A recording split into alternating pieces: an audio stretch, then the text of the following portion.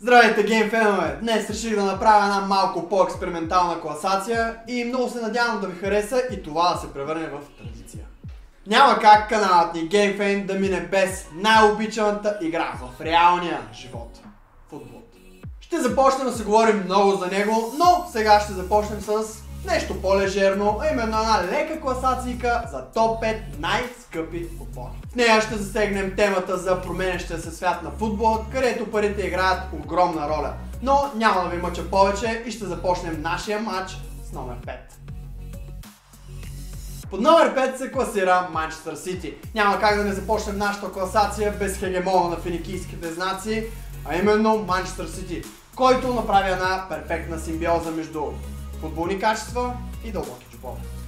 Но това явно се отплаща, защото Манчестър Сити вече има стойност от скромните 2 милиарда и 500 милиона долара.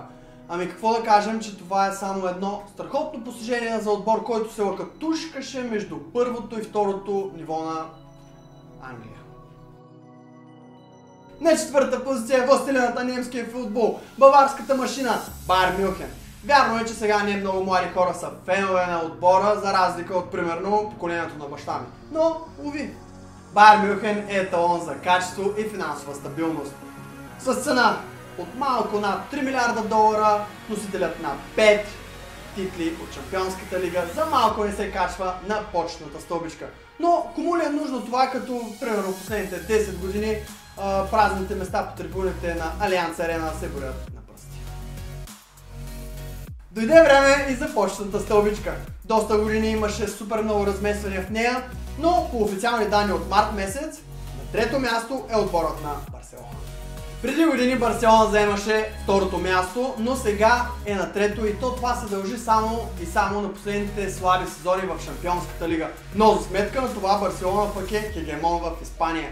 Абе да кажем, че тези 30 милиона, които е разликата между трето и второ място, със сигурност с, да кажем, 30 на гола в дори нашето българско първенство може да се купи един нападател. Така че никаква разлика. Знам, че в България Барселона е супер обичана и искам да питам долу в коментарите феновете и дали според тях има сили да направи един велик тревел. Втората позиция. Кралския клуб. Господарят на европейските футболни клубни турнири. Носителят на 13 титли от Шампионската лига.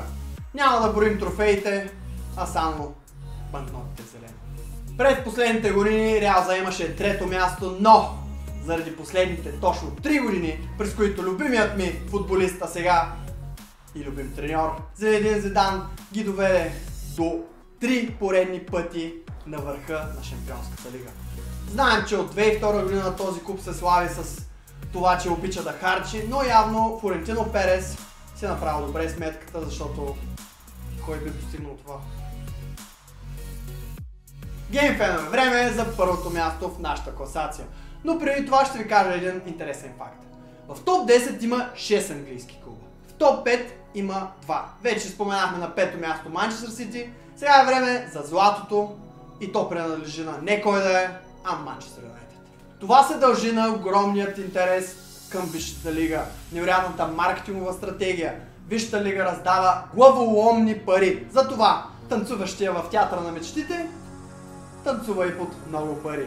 Да, Манчестър Юнайтед с 4,2 милиарда. Може би дори отбора е и най-популярният клуб в света. Няма да говорим за милионите фенове в Азия.